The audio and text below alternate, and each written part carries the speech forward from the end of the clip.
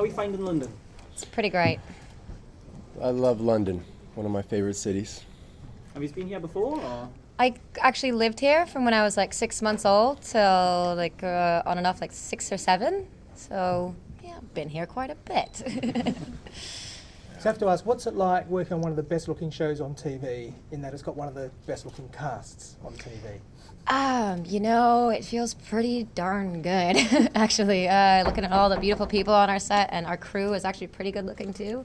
So, yeah, it's all but a blessing, really. Yeah, that's, but it's accidental. Let's put it that way. Yeah. What's it been like? 'Cause obviously John Barrowman's come on in season 3 as a series regular. Obviously he was on before. How's that been like for you working with him and for you guys as well? Because his role has kind of expanded a lot and you had a lot to work with this season with him. Working with John is probably my favorite, but it's probably the crew's least favorite because you get the least amount of work done. Yeah, it's a whirlwind having him on set. It's the best. Yeah, for me, he just changes up the energy of the air. It just becomes like we're in grade school having fun again. Yeah, totally. Yeah, he's we have a lot of fun to work with him.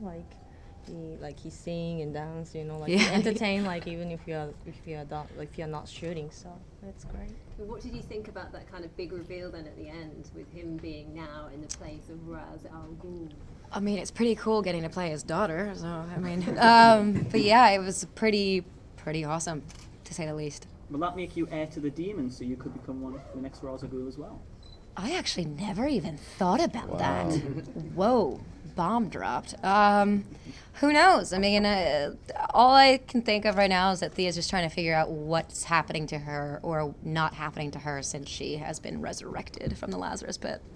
Your character's really expanded this season, and obviously you killed Sarah, Katie's character, and now that she's coming back of Legends of Tomorrow, could we see your character maybe go across to that show and see that she's alive and takes a bit of the guilt away from you? I mean, with the all the series that have come out of Arrow, from The Flash to now Legends to, I mean, there's probably going to be an infinite number of more eventually. There's all that possibility just wrapped into it. That's the reason why we've been able to do that, and it makes it so there's just so many options of what could happen along those lines. I can't say anything for sure because I honestly don't even know the true actual answer, but there's always hopes and options out there, really. How long do you think Arrow can run for? And we're about to go into season 4. And do you think he'll stay for the long haul if Thea survives?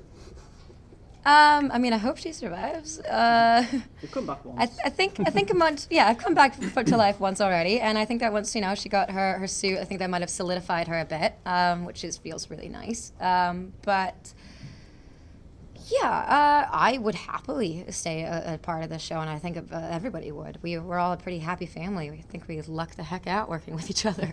Arrow is a very action-driven show, so very physically demanding. How is it like to kind of cope with that? To cope with the kind of like the hardcore action stuff you guys don't have to get involved with? Well, we have amazing stunt doubles, incredible stunt doubles, and insurance clauses written into our contracts that make it so we can't do a huge chunk of the stuff that even some of us want to, but it's definitely a physical challenge at all times to keep up and to make it look like we can, move fluidly in between the little cuts that we do get to do, as well as looking like we are in physical enough shape to pull this stuff off. Because, if you got a flab sticking out your belly, you wouldn't think that someone's going to punch it. It'd be rock hard. I think that the action actually, the physical stuff is the easiest part compared to the emotional stuff. Having to go there, it's like it's after doing a physical scene, I'm good. I could do that all day. But after doing one of these emotionally, psychologically meaty scenes, I'm pretty drained. Well, you've had a very emotional season. Obviously, your character lost the son and everything like that. And used to have only had one season to get us to like your characters and love the characters. Was that tough or scary? Think you've got one season to do this? I didn't even think about that. I was just taking it episode by episode. But every single episode, you just try to give as truthful a performance as possible.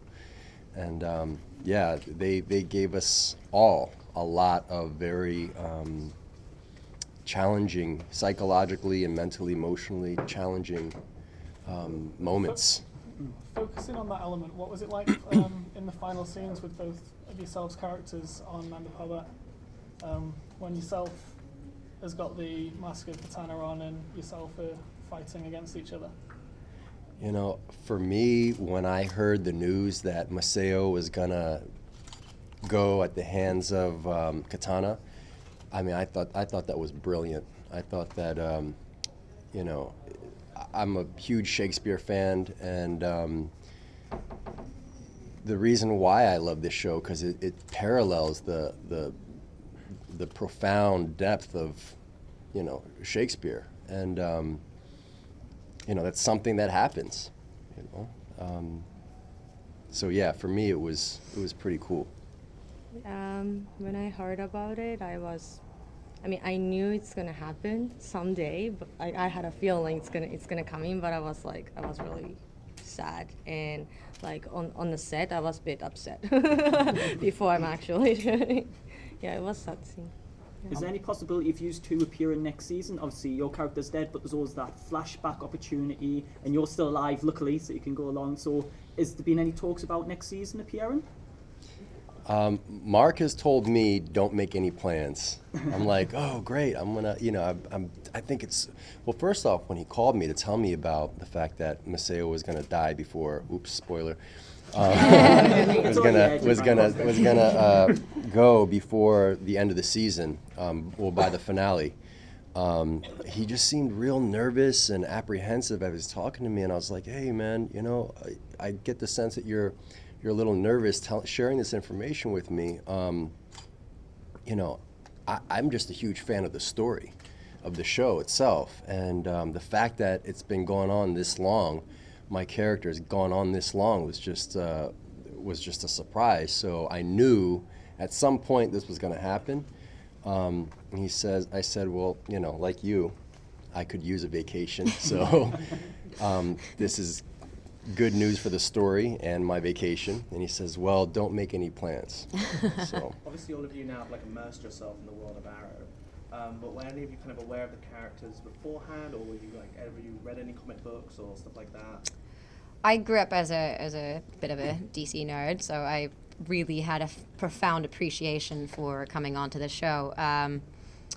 And I had heard drops of the potential of anything along the lines of Speedy Arsenal or Red Arrow being like just from the get-go. And in the pilot, it was written that he said Speedy. So it was just a huge, massive Easter egg for myself, let alone like everybody else when it came out. But you know, 3 years was a bit of a long time waiting for it to happen. But I understand why it all happened that way, because of the trajectory and building up the origins. She needed to go from this point to rock bottom to build back up again, which is what they've done with like almost everybody's character. Really, they've just broken them down to the point where they have no choice but to go up or to the dark, like to bring the origins of these comic book characters to life. Speaking of comic books and superheroes, we've got a lot of superhero movies coming out now from both Marvel and DC, and we've got a lot of TV series. I mean, you know, DC's got several on the go. We've got Supergirl starting later in the year. Marvel have got a couple. They're bound to come up with some more. Do you think there's a possibility of superhero overload? Do you think audiences might eventually tire of too many superhero shows and movies? I don't really see it happening. We hope not. I mean, there was that, you know, that period of time where there was just a slew of Batmans and Supermans coming out. I mean, it wasn't as many as this right now, but there was still that period of time. And if anything, people were like, where did it all go? And why wasn't it good enough? But you know, I think, if anything, the world in reality needs the morality tale of our superhero stories. We need that. I mean, especially with the things that are going on today. I mean, we need that sense of hope and, you know, do the right thing, and wherever you can, protect people who need protecting. And, you know, it's very inspirational for me. yeah, it's a very good message to be putting out there. I mean, aside from the villains and stuff and what they're doing, I mean, I wouldn't tell anybody here to go become Malcolm Merlyn and kill 503 people, but I would say totally, you know, if you wanted to protect people, and like I'm not saying suit up either, but people can do that in their own ways. Like we can all stick together, be protective, and work as a human connected unit. Talking about dressing up, obviously at Comic-Con, what's it like seeing people dressed up, similar that your characters are from the TV show and everything like that? I actually went to a Comic-Con in Atlantic City last weekend, and for the first time I saw a cosplay version of Speedy with my haircut, everything like perfect, like right after the finale. It was the day after the finale aired, and then that happened, and she was all the way in the back of the panel, and I could just see it from the corner of my eye, and I just told her to stand up, and I saw her outfit, and I started crying in the middle of the whole crowd, because it was just the coolest thing that's ever happened. Customers do get quite obsessed with the outfits. I mean, yeah, it's pretty cool. I get obsessed with it. I'm sure all of us. Like, I mean, your outfit, hers is insane. That mask is amazing. I mean, I love the whole costume designer's work Yeah. from Arrow. Like She's amazing. She's amazing. She does such an amazing job, and she also asked me, like, you know, as a point of, I mean, because I'm born and grew up in Japan, so they asked me, like, is that really, like, you know, truthful, or like, what do you think? And she researched about it, and it's really nice, yeah, and it's. Yeah, I really love my costume. Her costume is so good. Whoa! When we actually saw each other's after, like, she was just finishing her fitting for the first time, and I was just about to try mine on for the first time. And I just remember seeing hers, and I was like, oh, what? No! Damn, that's gonna be way cooler than mine. And I was waiting, like, you know, after I finished fitting, I was like watching, like, from, like, you know. You're watching me change. Oh, Is there any specific character from the DC universe that you'd be excited to see in Arrow? I always bring, like, whenever because I've had that question quite a few times today in the last couple of weeks, and just pertaining to all the movies that are being made and stuff like that in the comic book world, it's also taking a side from the TV shows, because we had the Suicide Squad and these things inside of it, Argus. We were going really heavily into that for a minute.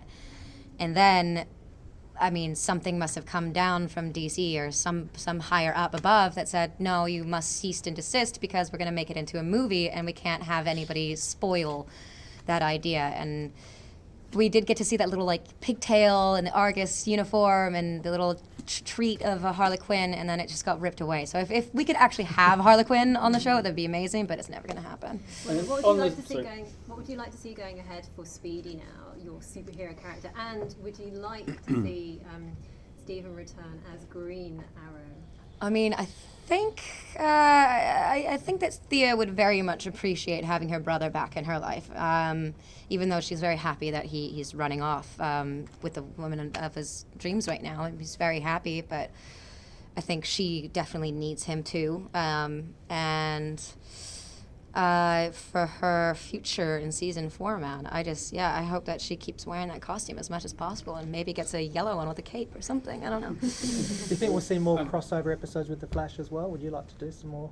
I would love to do that stuff, but the writers love to keep us all very much in the dark, and they don't really want to tell me much about it. I mean, obviously there wasn't anything of me in season 3 crossing over, but there's a bunch of possibilities, especially now that the Legends of Tomorrow and everything like that. There's always the options and stuff, but again, like I didn't even know what my suit looked like until I tried it on, and I mean, I'm just teasing about the yellow cape. I'm just really wanting it. They have not confirmed anything about it. How far ahead do you get the scripts? God, a couple of days before we start shooting. Like, we're probably going to get them episode by episode. Episode by episode, Wow. And we're probably going to we start shooting season 4 July 13th. I'm going to go ahead and ballpark saying that I'm not going to see the script till the 10th. All 3 of you in a battle royale, which character wins? I would probably lose. I'm the smallest. Well, we already know now. I mean, come on. Of course she wins. She wins in the costume and she wins in life. So where is Nanda Parbat? Because it seems to be about 10 minutes outside Starling. Where is Nanda Parbat in the show? No, it's next door. It's like go Starling City, Nanda Parbat, then Central City. You got to go through Nanda Parbat. You know, It's just Central the City. League of Assassins is it's steeped in the Middle East somewhere, so that's where it is. Somewhere. Just seems to be about 10 minutes from wherever anyone needs to be. You know, Some secret location. it's just a really fast jet. Cool. I think on the subject of Harley Quinn, obviously there's been a lot of debate lately about the alleged underrepresentation of female heroes in the Marvel Universe and some of the DC franchises. I'm curious for you guys how you feel about that, if you have any thoughts on that, and how shows like Arrow are going about redressing that balance. That's actually a really good question, because one thing that makes me so honored to be on this show is being able to do a justification of this character's arc as a female and as an empowered woman. I mean, she just gets beaten down by everybody in her life, whether it be the males or the females. Just everybody in her life has just been lying to her, untrustworthy, all that. And she honed into something inside of that, like herself, and is becoming what she is becoming. And it's very, very amazing to be able to represent that. And I think a lot of the girls on our show have been pulling that stop out really hard. Like Katie Cassidy's character has gone through so much, and now has just come out the other end like a very strong woman. And I have very high hopes for the future for women being empowered in television and in movies. I think that Harley Quinn could be a great one as a like crazy, sexy supervillain, but take it away from just, her being sexy and actually just being strong and powerful. I think that's usually what should be pushed out there far more than pumping up the breasts and showing her ass. Like, let's actually show her mind or what she is physically capable of. Following on from that question, you saw the backlash against Mad Max Fury Road from a lot of people saying it was too feminist. We've still got a long way to go, haven't we? I haven't seen it yet, but that made me so mad to hear that. I mean, I guess I have I've never seen it. I don't have any opinion on it yet, other than the fact that what is wrong with some guys out there saying that? Like, I just don't understand how did the conversation all of a sudden just get reversed? Like, what? Now there's male activists all of a sudden? Like, okay, that's fine. It's great. Congratulations. I recently went back and rewatched the pilot episode of Arrow, and it's amazing just how far each character has come. And I know that this season there was a flashback to when Ollie was supposedly still on the island and he came and saw you and killed your drug dealer. How was it playing a younger Thea again? Like, because I mean, you've all had such big character arcs from episode 1 till the finale. Like, it's been a huge arc, especially for Thea in season 3.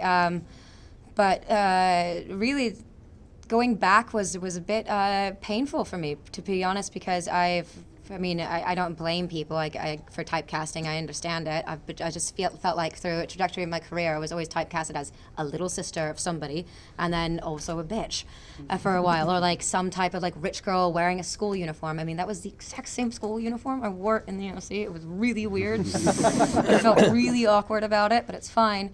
So going back into that thing was just like, haven't I proven that that this is not who I am? I should not be represented as that. But it was nice to be able to show. it was an interesting contrast to see. Yeah, it was nice to be able to show the contrast between the two, and prove that, and also to show everybody the fact that I look way better with short hair than long hair. I think personally. Speaking of the OC, your former colleague Ben McKenzie, the lead in Gotham. Have you watched the show? I do watch Gotham. I watch Gotham all the time. It's actually pretty crazy how many people I've worked with that are attached to Gotham, now Legends of Tomorrow and The Flash. Like, I worked with Drew Powell a bunch of times. Dominic Purcell I've worked with. Like, just kind of crazy, awesome little small world we have up here. But it's amazing. I ran into him a few weeks ago, actually, at the upfronts. And yeah, we were just chatting about it, how crazy it is. It's just, it's awesome. Well, this is your third CW show, obviously, Gossip Girl, the OC. What is it about the networks? It's not just yourself, obviously, Katie Cassidy came from Gossip Girl, Supernatural. What is it about the network that sort of keeps hold of all you, like, young Hollywood actors? I don't know. They just like to use us, and I'm not complaining about it whatsoever. I'm very happy to be gainfully employed whenever they ask for it. I mean, this is definitely my favorite thing that they've ever asked for me to do, and I'm absolutely honored to be a part of the CW kind of niche. I mean, if I fit that mold, keep me in that mold, guys. I'll take it happily. In terms of your characters going to season 4, Thea and Katana especially, usually quite serious characters. We've been told that our season 4 is going to take on a lighter tone, much like The Flash. Can you guys go into details on what's going to happen with the darker characters like Thea and Katana going forward? They haven't really told me much. Right, okay. That's the thing. But they're both very talented actresses, and they'll go with that flow, I think. Well, Oh, thank you. if they were to take a lighter tone, where would you like to see your character go in that direction? Personally, I mean, this is all just personal opinion because, again, I have no idea what's happening in season 4 yet. Like, literally no idea other than the fact that I'm going to be in it. That's all I know. I hope that we get to see some type of effect from the Lazarus Pit. I think that'd be really awesome. Some type of just whatever, whether it be good or bad. And I hope that, you know, people are starting, like, I think that the stories are starting to come to a really, like, cool, calming end almost, where everyone's drama is kind of being resolved.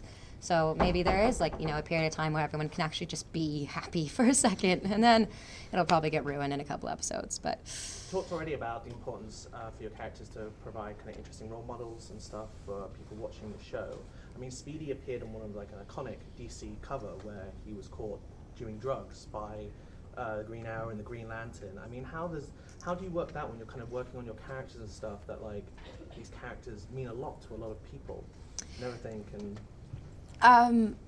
It's very interesting because a lot of the people come up to me and say that, like, you realize that Roy Harper was supposed to be Speedy. I'm like, yeah, that's in one of the comics, but there's also another one where Mia Deirdre is Speedy. So, I mean, I hate to say I have done my research, and I do know what I'm talking about when it comes to this stuff. And I get, you know, people not thinking that, but it's interesting coming from the show because our writers wrote for the comics, and they have a huge, profound love for the stories, and they don't want us to steer away from it. But it's also difficult being on television, being on a network, and trying to mix the two together. There's definitely certain things that are gonna be lost a little bit. But it's nice to be able to pull out those stops and prove the actual stories in the pudding, I guess. I think what makes a hero also very interesting is their vulnerability. That's what makes them interesting to watch, because I mean, how interesting would it be if a hero was just this hero all the time? It would lose interest. So, like you said, like, they're going to do some flawed things, and, you know, that's great for the morality part of the story as, like, a cautionary aspect of what not to do and how we can learn from it, especially as heroes.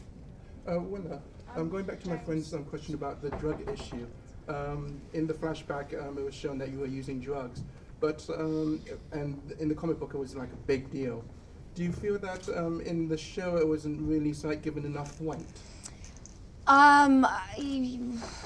Yes and no. I think that the fact that they showed it was admirable enough. I respect it as a comic book lover. I am like, I could take that, but I can understand people not thinking that it was enough. But the reasons why is because, again, we work on the CW. We can't just be shoving needles in people's veins and stuff like that. Like, it's just not going to happen on the network. But I think that, you know, it was nice how they brought it back around this season. They just, a nice little refresher in case, you know, people forgot how silly she was back in the day. There you go. There's a reminder of just, like, a bit of her trajectory as that. And also, yeah, I mean, it's an interesting thing. It's hard to kind of go through it, though, you know.